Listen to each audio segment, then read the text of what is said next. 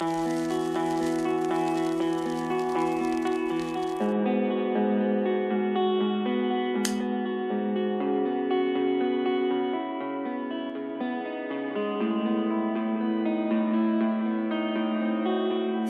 ai đó ghé đây mượn bờ vai mỗi ngày, lúc bấp bênh rối bời, lúc chán chê cuộc đời. Chuyện tôi muốn nói đây về có những tấm lòng cay, không nên tỏ, bởi khi biết rồi cũng chỉ giữ trong tim, tự tình lúc không giờ. Khi có nhiều tiền, người ta khao khát tình yêu chân thật. Nhưng khi cứ yêu chân thành mãi mà vẫn đói, người ta khao khát tiền.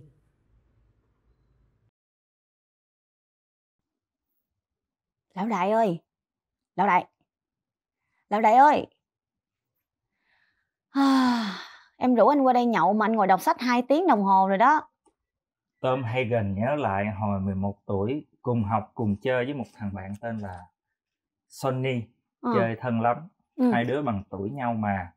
Năm đó bà mẹ hắn khi không đau mắt nặng đến lòa luôn rồi tạ thế. Ông bố bợm nhậu càng say sưa tối ngày. Ông có nghề thợ mộc, chịu làm ăn lắm, lương thiện không ai bằng. Nhưng chỉ vì ma men mà tan nát gia đình, và sau cũng tàn tạ đời trong đói khổ, bỏ lại 2 đứa con, một trai một gái. Vậy là anh không muốn uống đâu không? Thì em đi đổ. Tự nhiên lấy trích đoạn bố già ra dằn mặt em, làm em bợm nhậu cảm thấy rất là tổn thương.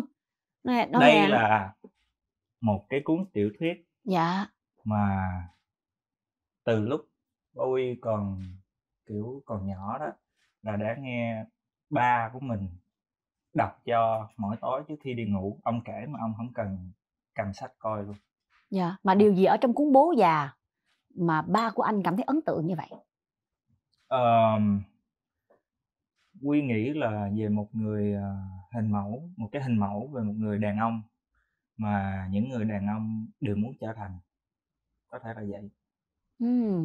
Đó có phải là một thần tượng mà anh cũng muốn hướng thành không? Một người vừa rất là chính trực nhưng đồng thời cũng rất tàn nhẫn.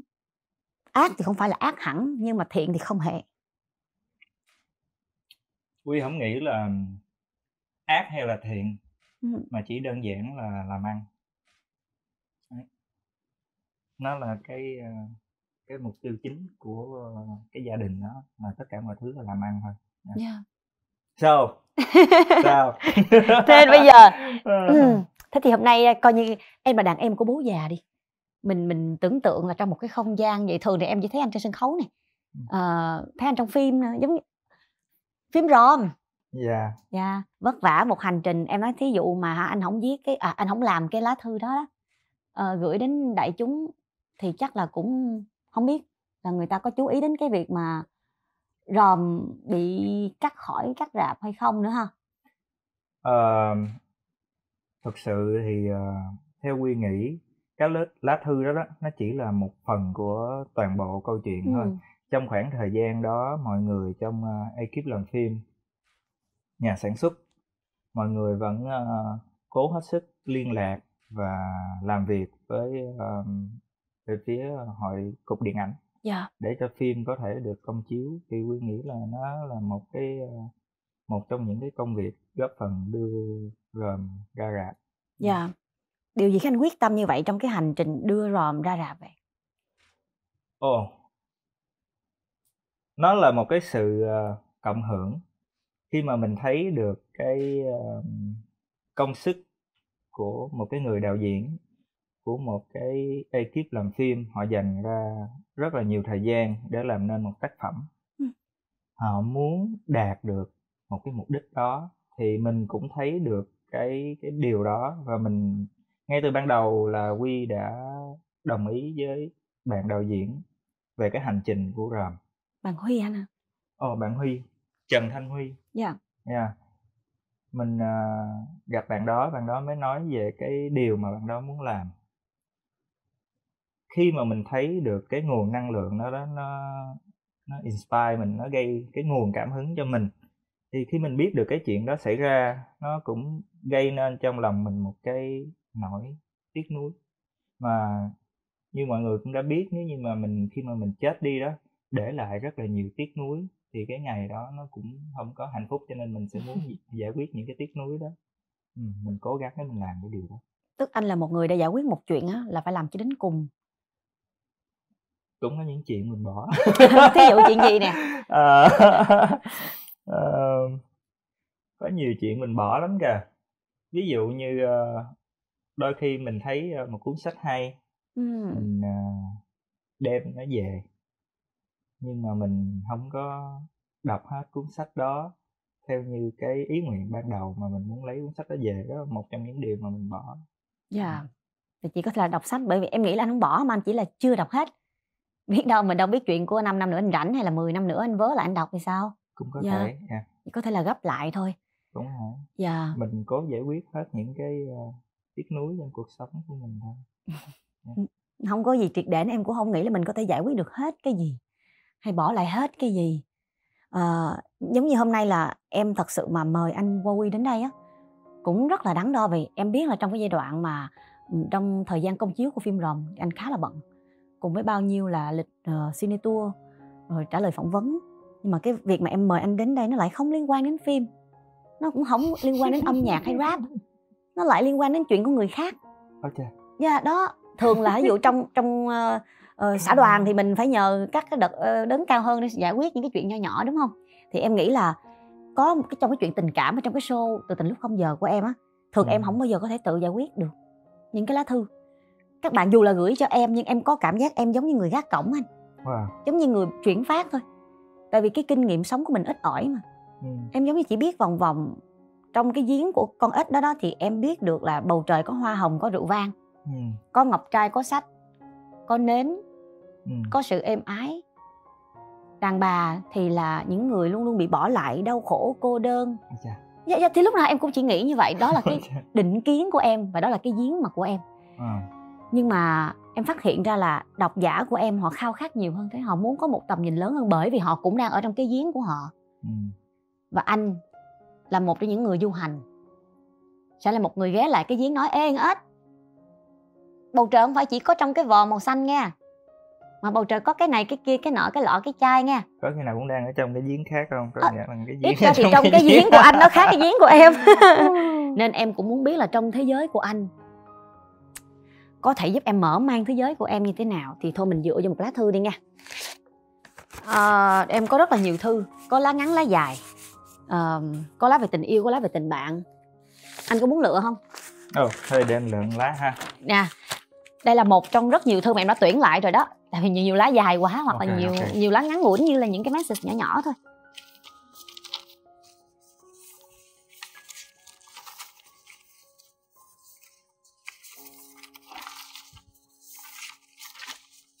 Rồi.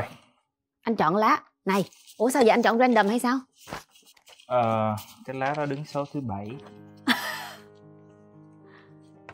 Đứng số thứ 7, anh thích số 7 hả? Why? Tại sao? Nó là một câu chuyện dài. Em muốn nghe câu chuyện nó tóm tắt. Ví dụ đầu đuôi thế nào anh kể khúc giữa là được. Từ nhỏ tới gần lớn, Wowy được chăm sóc bởi một người mẹ là dì đứng thứ 7 trong gia đình. Thì người dì đó đã qua đời khi mà Huy còn rất nhỏ. Nhưng mà dì cũng chăm sóc Huy rất là chu đáo và kỹ càng. Cho nên là Huy muốn có cho cuộc đời của mình một con số nó phù hộ cái bản thân của mình, để nhắc mình nhớ về một cái kỷ niệm mà khi từ nhỏ tới lớn mình như vậy. Tính qua Huy hay quên, cho nên là nhắc. Dạ. Nó kiểu vậy. Em nghĩ nó nằm ở chính điện như vậy thì chắc chắn là sẽ không bao giờ quên. Và đây là một lá thư hữu duyên, đứng ở vị trí số 7. Lá thư rất ngắn như sau.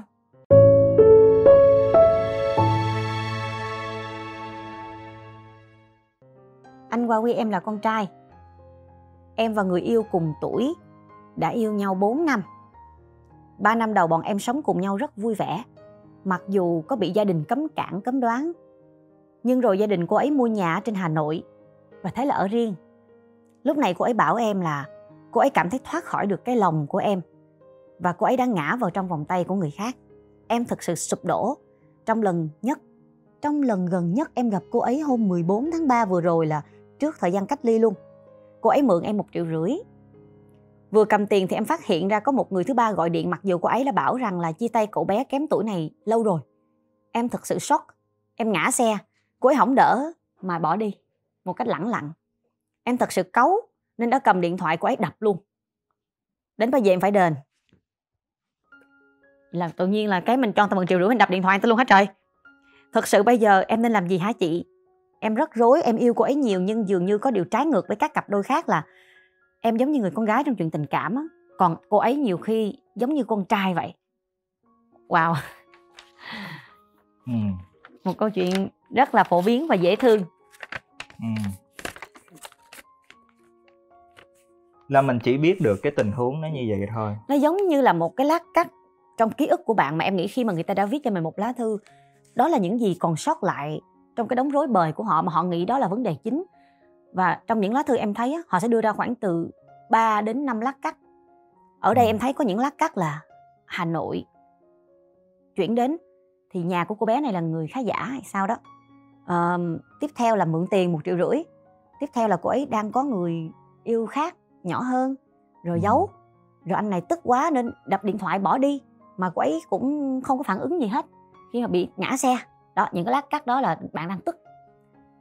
Theo anh những cái tức đó là nó hợp lý đúng không? Không biết bạn đó đập điện thoại gì của bạn kia ha. Kiểu như điện thoại mới ra mất tiền, đập cái bạc thì tiền đền nó nhiều hơn cái tiền 1,5 triệu. Hy vọng không phải là cái Pro Max 11. Mình không có biết.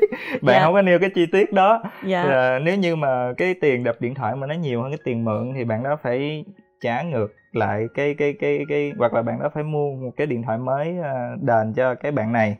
Còn về chuyện tình cảm thì có 2 trường hợp. Và Quy nghĩ là bạn đó chia tay bạn này là vì gia đình, hay là bạn đó chia tay bạn này bởi vì thực sự bạn đó muốn như vậy. Hai chuyện đó nó sẽ hoàn toàn khác nhau. Nếu như Quy nghĩ là bạn đó muốn chia tay vì gia đình thì bạn này nên cố gắng để cái chuyện tình cảm đó có thể tiếp tục. Bởi vì đó là tình cảm của hai đứa, không liên quan tới tình cảm của cha mẹ hai đứa. Cuộc sống của hai đứa là cuộc sống của hai đứa, nó không phải là cuộc sống của cha mẹ hai đứa. Hai đứa có thể cố gắng để cho cái chuyện tình cảm đó có thể tiếp tục cùng nhau dựng xây bằng một cách nào đó. Có rất là nhiều cặp tình nhân phải chia tay chỉ vì gia đình ngăn cấm. Nhưng mà Quy nghĩ về sau khi mà có thể sau đó là mọi người sẽ chia tay nhau, mọi người sẽ nói về chuyện là hồi xưa ba mẹ tôi nói đúng hay là cái gì đó. Nhưng mà còn đỡ hơn là hai bạn đó tiếc nuối và tức tối khi mà chưa thể quen được nhau. Còn về chuyện mà thực sự bạn kia mà muốn chia tay bạn này á, thì Quy nghĩ là bạn này nên để cho bạn kia đi. Let it go, let it go. Đúng rồi, bởi vì cái tình yêu là cũng phải để cho người ta tự do. Bởi vì người kia chọn cái đó thì nên đồng thuận với cái đó. Anh qua Quy em hỏi thiệt nha, trong tình sử của anh á, 10 mấy 20 năm nay gì đó, có bao giờ người ta nói anh là thoát được anh em mừng lắm, anh là cái lòng của em á, em sổ lòng em vui lắm, em không bao giờ muốn quay lại cái nơi chật chội và khó chịu đó nữa, có bao giờ? Có, mỗi lần qua Quy mà bay tới ôm á là Lucky nó bỏ chạy ra xa. Nhưng mà tới tối mình đang nằm cái nó cũng mò nó đi tới, nó nằm kế cái mình ôm nó, cái nó bắt đầu nằm ngửa. Người yêu không phải là con chó nuôi anh ơi. Tức là mình có thiệt sự là có bao giờ mà có con người một người yêu, một người con gái nào nói với anh vậy không? Là anh chật chội hoặc là kiểu như em ở bên cạnh em khó chịu quá, Em thấy chắc sao? có chứ.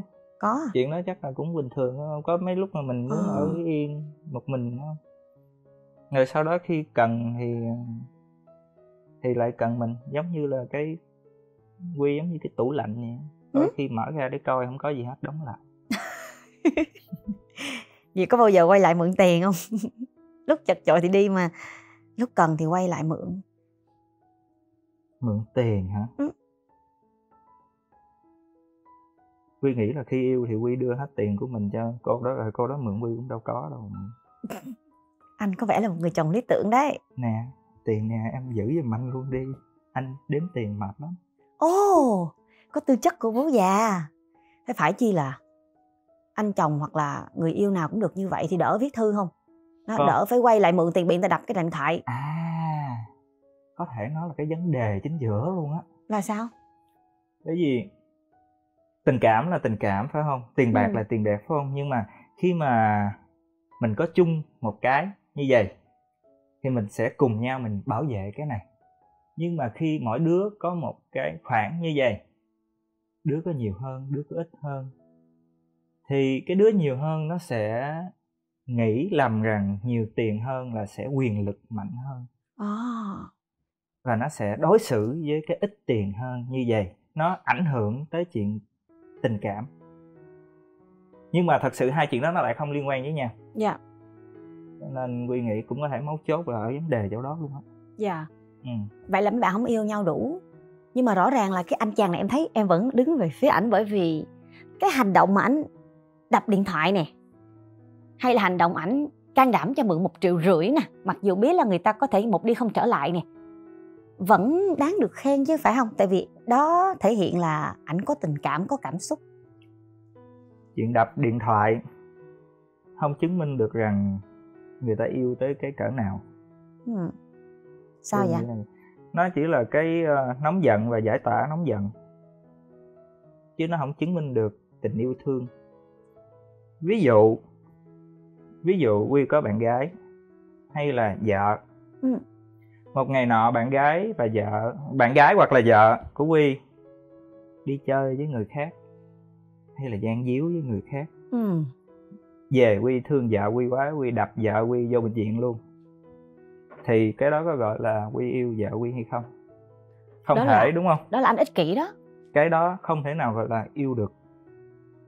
Nếu như mà khi mình biết chuyện đó về mà anh đó nói anh biết chuyện đó, anh đau khổ quá, anh buồn quá, anh bực quá, nhưng mà anh vẫn tha thứ hết cho em. Bây giờ em có thể nói cho anh biết là em yêu anh hay là em yêu người ta.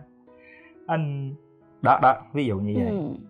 Thì mình cũng có thể nhận xét cái nó ok, anh này yêu cô này hết cỡ tới mức mà cho dù cái cô đó cố làm như vậy, anh này cũng không muốn gọi là đả động tổn hại tới cái cô đó, dù là cái chén, cái dĩa hay là cái điện thoại. Dạ. Thì cái đó là tình yêu. Còn chuyện ví dụ như cho mượn 1 triệu hay 1,5 triệu thì nó không đủ cái lấy làm ví dụ để minh chứng rằng đây là cái tình yêu mà anh dành cho em. Bởi vì đôi khi bạn bè mình mượn 1 triệu, hay là có những đối tác họ cũng sẽ mượn 1 triệu, hoặc là những người mình chỉ quen xã hội thôi, họ cũng mượn 1 triệu, 2 triệu, mình cũng sẵn ok, bạn gặp khó khăn mình cho bạn mượn. Và khi mà mình cho người ta mượn là đương nhiên mình phải tâm niệm trong đầu là có thể là sẽ không có trả. Thì chắc là không có, cái đó không có đủ mạnh để minh chứng được rằng cái đó là cái tình yêu giữa cái anh này với cái bạn kia được. Đó, bạn đã nghe câu chuyện này đó, và bạn cũng lờ mờ nhận ra rồi.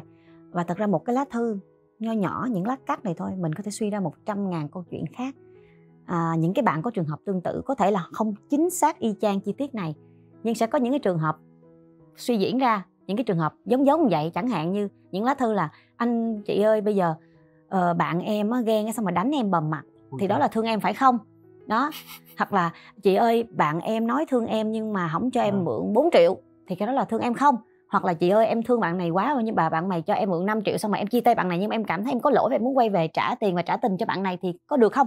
Thật ra tất cả những vấn đề đó nó có liên quan phải không anh?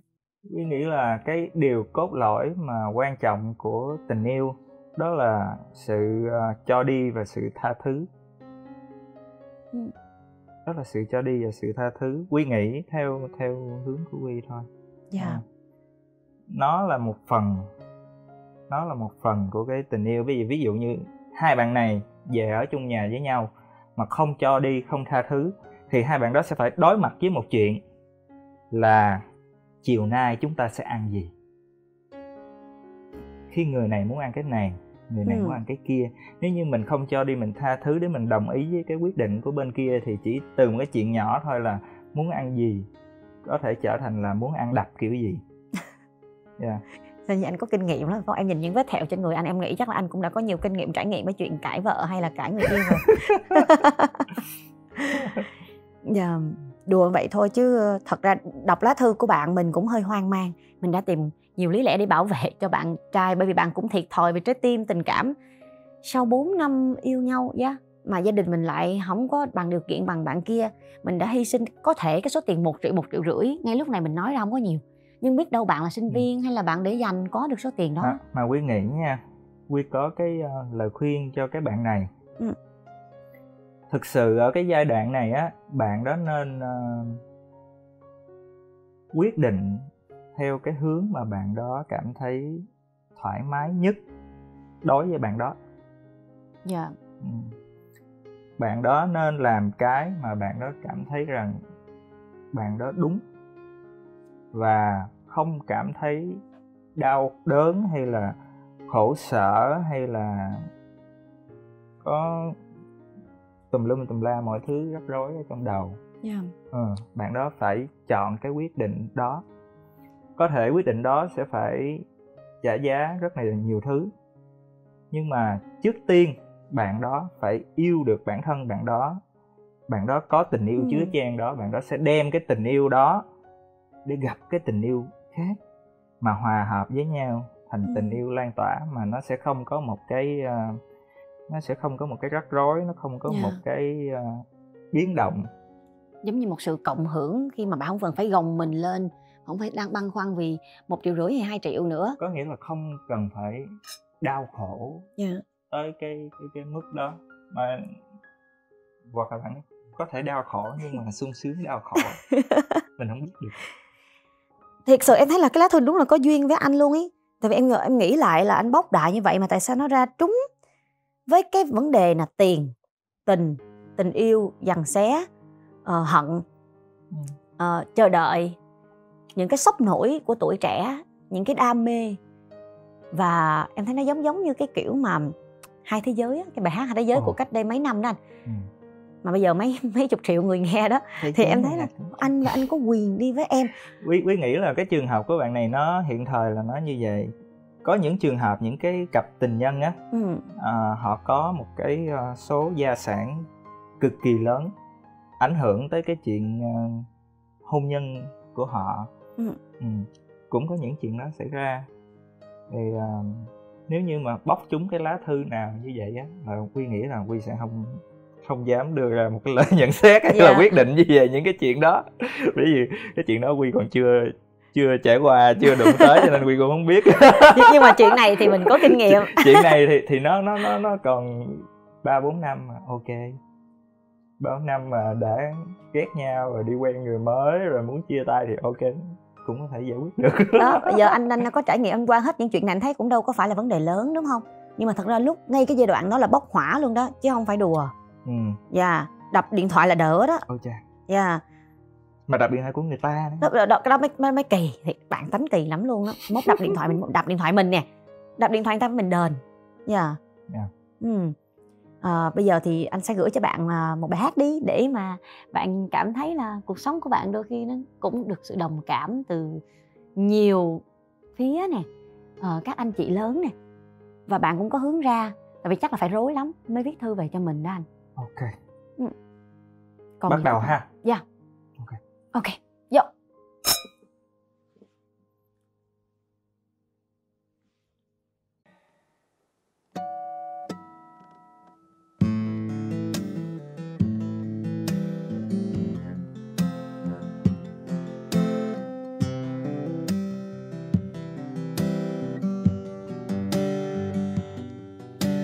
Thế giới này là của anh và anh có quyền đi với em. Bật sáng tất cả đèn xanh, anh chạy thật nhanh với em, kế bên vai và chai champagne em cầm trên tay. Hết đêm nay uống không say, đến ngày mai tiếp vài chai. Em thích gì anh cho đó, em thích Bentley anh vẫn cho, em thích villa anh vẫn lo cho đến LV anh cũng có.